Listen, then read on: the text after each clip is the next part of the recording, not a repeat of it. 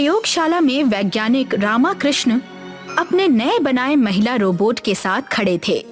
Robot ने हाल ही में मानव भावनाओं को महसूस करना शुरू किया था। डॉक्टर रामाकृष्ण रोबोट बनाकर बहुत खुश थे। उनकी बीवी रेवती भी उनके साथ वहाँ खड़ी थी। रेवती, अद्भुत! आखिरकार मैंने ये कर ही दिखाया। अब ये सिर्फ मशीन नहीं है, लगभग इंसान है। इसे ह्यूमनॉइड रोबोट कहते हैं। वाह, ये तो कमाल हो गया। इसकी क्या विशेषता है? असल में ह्यूमनॉइड रोबोट्स जो हैं, वो इंसानों की तरह व्यवहार करते हैं। ये प्यारे और दिलचस्प होते हैं, जिससे लोग इनसे जल्दी जुड़ जाते हैं। ये इंसानों से सीखते हैं और उनके हिसाब से खुद को बदल लेते हैं। सबसे खास बात यह है कि ये हमारी भावनाओं को समझते हैं और तुरंत जवाब देते हैं। धन्यवाद सर, मैं महसूस कर सकती हूँ खुशी, उत्साह और गुस्सा, दुख, क्या ये भी महसूस होते हैं? हाँ, लेकिन ये भावनाएं भारी हैं। मुझे समझ नहीं आता दुख क्यों होता है।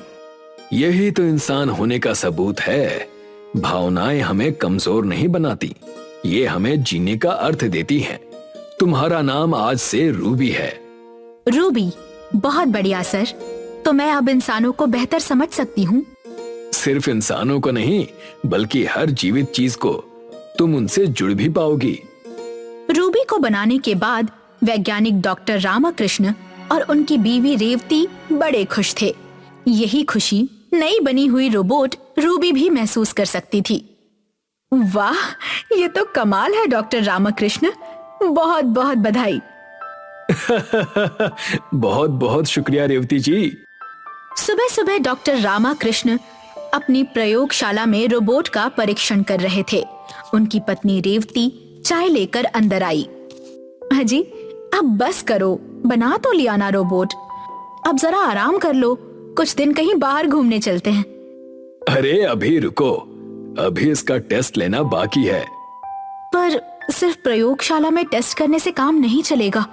इसकी असली टेस्ट तो तब होगी जब ये लोगों के बीच काम करे। तुम सही कह रही हो। मैं इसे बाजार ले जाने के बारे में सोच रहा था। हाँ, तुम खुद ले जाओ इसे। देखो तो ये कैसे काम करती है। ठीक है, मैं अभी ले जाता हूँ। डॉक्टर रामाकृष्ण रोबोट रूबी को लेकर बाजार गए, उससे खरीदारी करवाई और फिर घर की ओर निकल रहे थे। रूबी के हाथ में एक शॉपिंग बैग था। रूबी, तुमने तो यार बड़ी ही कमाल की बार्गेनिंग की। मेरे काफी पैसे बचाए। सर, ये सब आपका कमाल है। आपने ही मुझ में ऐसे सॉफ्टवेयर डाले हैं कि मैं बार्गेनिंग कर सकती हूँ। 30 रुपए किलो टमाटर तुमने 20 रुपए किलो में खरीद ही लिए। हाँ सर, आखिरकार औरत जो हूँ। सही कह रही हो। रूबी और डॉक्टर रामाकृष्ण आगे बढ़ रहे थे कि तभी उनकी नजर कोने में पड़े एक छोटे से कुत्ते की तरफ गई। डॉक्टर रामाकृष्ण सर, कृपया रुकें। यहाँ एक जीवित प्राणी गंभीर स्थिति में है। कहाँ? ओह, ये पिल्ला तो बहुत बुरी हालत में है। इसका शरीर कमजोर है और ये घायल लगता है। मुझे इस पर दया आ रही है। इसे मदद की आवश्यकता है। तुम सही कह रही हो। कृपया इसे घर ले चलें। मैं इसे सुरक्षित रखूंगी और इसकी देखभाल भी करूंगी। ठीक है, चलो इसे घर ले चलते हैं। हम इसकी अच्छे से देखभाल करेंगे। डॉक्टर रामाकृष्ण ने पिल्ले को उठाकर अपने हाथ में लिया। रूबी खुश हुई। दोनों पिल्ले के साथ घर की ओर बढ़ गए। रूबी के मन में पिल्ले के लिए दया का भाव देखकर डॉक्टर रामाकृष्ण बहुत खुश हुए। जब दोनों घर आए तो डॉक्टर रामाकृष्ण ने कुत्ते के पिल्ले को नीचे रखकर रूबी से कहा, रूबी, इसे धीरे धीरे खाना खिलाना होगा। ये बहुत छोटा है और अभी कमजोर भी है। ध्यान रखना इसे चोट ना लगे। समझ गई। कुत्ते के बच्चे को धीरे से दूध और रोटी दूंगी। ये पिल्ला बहुत दुख में है। रूबी एक प्लेट में दूध और रोटी लेकर कुत्ते के पास आई। उसने बड़े प्यार से दूध का कटोरा कुत्ते के मुंह के पास रखा। कुत्ते ने धीरे धीरे खाना शुरू किया। तुम जल्दी ठीक हो जाओगे। मैं तुम्हारी हर जरूरत का ख्याल रखूंगी। सर, मैंने इसका नाम भी तय कर लिया है।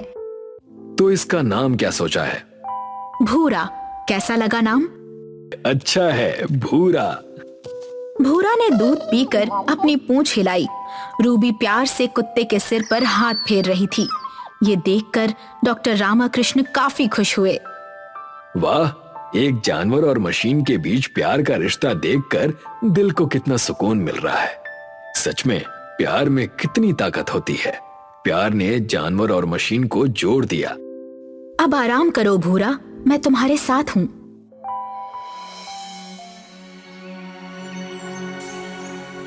खुले मैदान में रूबी और भूरा खेल रहे थे। रूबी ने गेंद उछाली। भूरा ने उसे पकड़ने की कोशिश की, लेकिन चूक गया। भूरा, ध्यान लगाओ, तुम इसे पकड़ सकते हो, फिर से कोशिश करो। रूबी ने गेंद को धीरे धीरे उछाला। इस बार भूरा ने गेंद पकड़ ली। बहुत अच्छे, तुम सीख रहे हो, मजा आ रहा है ना? भूरा ने उत्साह से भौंका और अपनी पूंछ हिलाई। तभी बारिश शुरू हो गई। डरो मत, मैं यहाँ हूँ, तुम्हें भीगने नहीं दूंगी।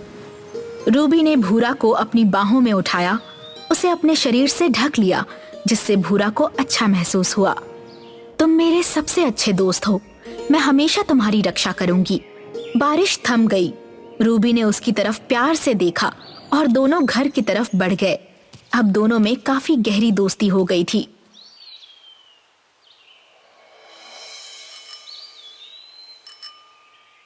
रूबी जैसी अत्याधुनिक रोबोट की उत्पत्ति के लिए देश की सरकार ने डॉक्टर रामाकृष्ण का सम्मान किया था।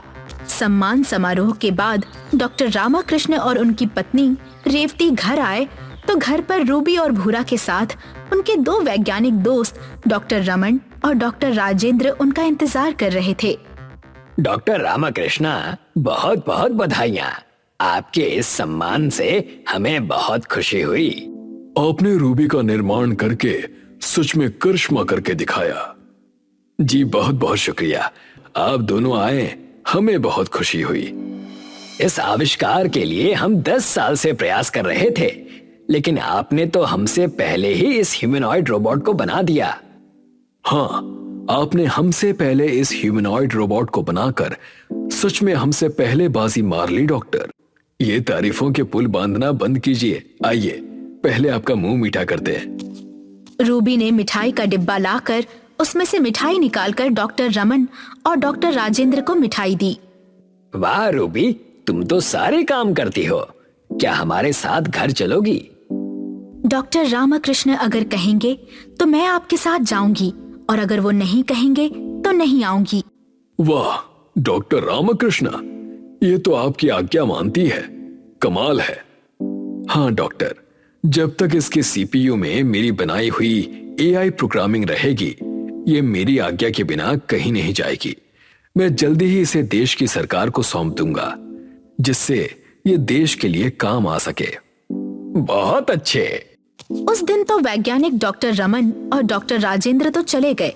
देर रात हुई और डॉक्टर रामाकृष्ण के घर दो चोर आए। उनके चेहरे पर नकाब लगा हुआ था। दोनों घर में आकर प्रयोगशाला की ओर बढ़े, जहां एक कुर्सी पर रूबी बैठी हुई थी। उसकी बैटरी चार्ज हो रही थी और उसकी आंखें बंद थी। तभी एक चोर ने कहा, सुनो, ये बैटरी चार्जिंग पर है। दूसरे चोर ने पहले चोर को एक मेमोरी कार्ड दिखाते हुए कहा, इस एआई कार्ड को हम रूबी में डाल देते हैं, प्रोग्रामिंग बदल जाएगी, बाद में ये हमारे कंट्रोल में आ जाएगी। ये दोनों डॉक्टर रमन और डॉक्टर राजेंद्र थे। जैसे ही डॉक्टर राजेंद्र ने रूबी को छुआ, रूबी के पैरों के नीचे सोए हुए भूरा ने भौंकना शुरू कर दिया। रूबी एक्टिव मोड पर आ गई। तुम कौन हो? रूबी ने जल्दी से बगल का लाइट स्विच ऑन किया। प्रयोगशाला में उजाला हुआ। तभी प्रयोगशाला में डॉक्टर रामाकृष्ण और उनकी पत्नी रेवती भी आ गए। दोनों चोर डरने लगे। कौन हो तुम लोग? यहाँ क्या कर रहे हो? सर, ये कोई चोर हैं जो मेरा एआई कार्ड बदलने आए थे। भूरा की आवाज सुनकर मैं एक्टिव मोड पर आ गई। रूबी, इनके चेहरे के नकाब निकालो। डॉक्टर रामाकृष्ण के कहते ही रूबी ने दोनों के चेहरे के नकाब निकाले तो सामने डॉक्टर रमन और डॉक्टर राजेंद्र खड़े थे। ये देखकर डॉक्टर रामाकृष्ण और रेवती चौंक गए। डॉक्टर रमन और डॉक्टर राजेंद्र आप? डॉक्टर रमन और डॉक्टर राजेंद्र शर्म से पानी पानी हो रहे थे। हाँ डॉक्टर रामकृष्ण, हम रूबी को चुराने यहाँ आए थे। हम रूबी का एआई मेमोरी कार्ड बदलकर उसे हमारे कंट्रोल में लाना चाहते थे। आप दोनों को शर्म नहीं आई ऐसा करते हुए? ये अब देश की धरोहर है। इसे तुम अपने फायदे के लिए इस्तेमाल करना चाहते थे। डॉक्टर रामकृष्ण, हमें माफ कर दो, हमसे गलती हो गई। आपने देश की धरोहर को चुराने की कोशिश की है और देश को नुकसान पहुंचाया है। आपको इसकी सजा तो कानून ही देगा। तभी भूरा भौंक पड़ा। सर, अगर भूरा नहीं होता तो ये लोग मुझ में अपना एआई कार्ड डालकर मुझे अपने कंट्रोल में ले लेते। वाह, तुम इंसानों से तो ये जानवर अच्छा है जिसने दोस्ती की एक सही मिसाल रखी है, और तुम लोग इंसान होकर अपने दोस्त के साथ गलत करना चाहते थे। आज इनकी दोस्ती ने साबित कर दिया कि दोस्ती किसी इंसान की मोहताज नहीं होती। एक मशीन और जानवर के बीच भी दोस्ती अपना अस्तित्व बना ही लेती है। रूबी और भूरा की दोस्ती को मेरा सलाम। राजन अपने घर पर चुपचाप एक चारपाई पर लेटा हुआ था कि तभी कोई उसके घर का दरवाजा बुरी तरह से पीटने लगा। राजन की पत्नी नंदा रसोई में खाना बना रही थी। राजन ने उठकर दरवाजा खोल दिया। राजन के सामने गांव का साहूकार संपत राय खड़ा था। संपत राय राजन को क्रोध भरी नजरों से देखते हुए बोला, देखने में तो तुम बहुत भोले भाले लगते हो राजन, लेकिन अंदर से तुम इतने झूठे होगे मैंने कभी सोचा भी नहीं था। आखिर मैंने ऐसा क्या कर दिया? भूल गए? आज तुम्हें मेरे पैसे लौटाने थे। मुझे पता है संपत जी कि मुझे आपको पैसे लौटाने हैं, लेकिन अभी तो दिन गुजरने में पूरे 6 घंटे बचे हैं। शाम तक इंतजार तो कर लेते आप। नहीं, मैं शाम तक इंतजार नहीं कर सकता। मुझे मेरे पैसे अभी के अभी चाहिए। देखिए, इस वक्त मेरे पास पैसे नहीं हैं। आप तो जानते हैं संपत जी कि मेरा शहर में बहुत बड़ा बिजनेस था। अचानक बिजनेस से नुकसान हो जाने की वजह से मुझे अपना घर बार, अपना शहर सब छोड़ना पड़ा। मजबूरी में मुझे यहाँ गांव में आकर बसना पड़ा। आप तो मेरे बारे में सब जानते हैं। बस करो, बस करो। तुम्हारी इन कहानियों को सुन सुनकर तो मेरे कान पक गए हैं। अरे तुम्हारा बिजनेस अगर डूब गया तो तुम मुझे भी डुबा दोगे क्या? अरे पूरे 3 महीने का वादा करके पैसे तो लेकर गए थे, आज 5वां महीना लग गया। आप चिंता मत कीजिए संपत जी, मुझे पूरा यकीन है कि आज शाम तक पैसों का कहीं ना कहीं से इंतजाम हो जाएगा। जैसे ही इंतजाम होगा मैं खुद आकर आपके पैसे लौटा दूंगा। राजन की बात सुनकर संपत राय गुस्से से बुरा भला बोलकर वहां से चला गया। राजन अपनी आंखों में आंसू लिए हुए चारपाई पर बैठ गया कि तभी उसकी पत्नी नंदा उसके पास आकर बोली, आपने उससे झूठ क्यों बोला कि आपके पास पैसे आ जाएंगे? शाम तक पैसे कहां से आएंगे आपके पास? कल मैंने अपने दोस्त नितिन से बात की थी, आज वो कुछ पैसे मुझे दे जाएगा। कब तक अपने आप को झूठी तसल्ली देते रहोगे? अरे बुरे वक्त में कोई किसी के साथ नहीं होता। तो फिर तुम ही बताओ नंदा, मैं क्या करूं? मेरी वजह से शादी के बाद तुम्हारी पढ़ाई अधूरी रह गई। अगर मेरा बिजनेस बर्बाद नहीं होता तो तुम बहुत बड़ी साइंटिस्ट बन सकती थी। चिंता मत कीजिए, मैं अभी एक अपने प्राइवेट प्रोजेक्ट में जी जान से लगी हुई हूँ। मुझे पूरी उम्मीद है कि मैं सफल हो जाऊंगी। किस प्रोजेक्ट की बात कर रही हो तुम नंदा? इस प्रोजेक्ट को करते हुए तुम्हें पूरे 2 साल हो गए हैं। पहले तुम्हारा शहर में मजाक उड़ता था और अब गांव के लोग भी तुम्हारा मजाक उड़ाते हैं। अगर ऐसा ही रहा तो मुझे मजबूरन नदी में डूबकर आत्महत्या करनी पड़ेगी। राजन आंखों में आंसू लिए हुए वहां से चला गया और सारा दिन वो अपने दोस्त नितिन का इंतजार करता रहा, मगर नितिन वहां पर नहीं आया। नंदा जानती थी कि नितिन राजन को सिर्फ और सिर्फ बेवकूफ बनाता है। दरअसल नंदा शादी से पहले साइंटिस्ट बनने की तैयारी कर रही थी और वो साइंटिस्ट बनने के लिए पूरी मेहनत और लगन से पढ़ाई में जुटी हुई थी। मगर पढ़ाई के बीच में ही नंदा का राजन से विवाह हो गया। विवाह के बाद राजन ने नंदा को अपनी पढ़ाई जारी रखने के लिए कहा। नंदा खुश हो गई, मगर किस्मत को कुछ और ही मंजूर था। अचानक राजन का बिजनेस तबाह हो गया और शहर में उसके ऊपर बहुत सारा कर्जा हो गया। राजन को रातों रात शहर छोड़कर अपने गांव में आकर बसना पड़ा, जहां उसके माता पिता बरसों पहले रहा करते थे। घर के काम से फ्री होकर नंदा अपने प्रोजेक्ट में जुट गई। नंदा काफी सालों से एक रोबोट बनाने की कोशिश में लगी हुई थी नंदा अपने प्रोजेक्ट में बिजी ही थी कि तभी संपत अपने साथी भीमा के साथ घर के अंदर आ धमका। राजन कहाँ है? जी वो दोपहर से ही घर पर नहीं लौटे।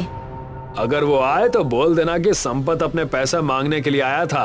और वैसे ये तुम क्या बना रही हो? जी मैं बहुत सालों से एक रोबोट बनाने की तैयारी कर रही हूँ जो बिल्कुल इंसानों की तरह व्यवहार करेगा। नंदा की बात सुनकर साहूकार अपने साथी भीमा के साथ बुरी तरह से हंसता हुआ बोला, इससे तो अच्छा है कि तुम इस कबाड़ को किसी भंगार में बेच दो और मेरे पैसे चुका दो। सेठ जी सही कह रहे हैं, और तुम इस बेकार के कामों की जगह इनके घर के बर्तन मांज दिया करो तो तुम्हारी कुछ आमदनी हो जाया करेगी। संपत और भीमा नंदा का मजाक उड़ाते हुए वहां से चले गए। नंदा को उन दोनों की बात अंदर तक चुभ गई। उसने गुस्से से उस रोबोट को उठाकर जमीन पर पटक दिया और क्रोधित होकर बोली, संपत और भीमा सही बोल रहे थे। इससे अच्छा तो मैं उनके घर पर बर्तन ही मांजने का काम करूं तो मुझे ज्यादा आमदनी हो जाएगी। नंदा ने इतना बोला ही था कि तभी उसके कानों में किसी के कराहने की आवाज टकराई। नंदा चौंक कर इधर उधर देखने लगी, मगर उसने देखा कि आवाज कहीं और से नहीं बल्कि रोबोट से आ रही थी। उसने देखा कि रोबोट की आंखों में आंसू थे। ये मैं क्या देख रही हूँ? कहीं ये मेरी आंखों का भ्रम तो नहीं? तभी वो रोबोट नंदा की ओर देखकर बोला, नहीं माँ, ये तुम्हारी आंखों का भ्रम नहीं बल्कि सच है। आपने मुझे इतनी जोर से जमीन पर पटका कि दर्द से मेरा शरीर दुख रहा है। नंदा फटी फटी आंखों से अपने इस प्रयोग को विस्मय भरी नजरों से देखने लगी। नंदा को नहीं पता था कि उसका पति राजन भी इस दृश्य को देख रहा था। तुमने तो वाकई कमाल कर दिया नंदा, ये तो बिल्कुल हूबहू इंसानों की तरह व्यवहार कर रहा है। मैंने तुमसे कहा था ना कि मुझे पूरा यकीन है मैं अपने प्रयोग में सफल हो जाऊंगी। क्योंकि आपने ही मुझे बनाया है माँ। जब संपत और कालिया आपका मजाक उड़ा रहे थे तब मुझे बहुत गुस्सा आ रहा था, लेकिन मैं चाहकर भी कुछ नहीं कर पा रहा था।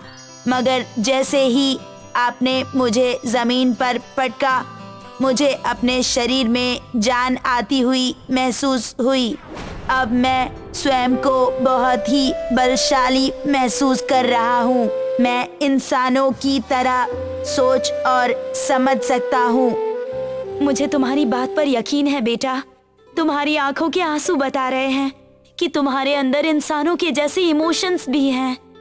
आप चिंता मत कीजिए, मैं अब आ गया हूँ ना। मैं पिताजी के काम में उनका हाथ बटाऊंगा।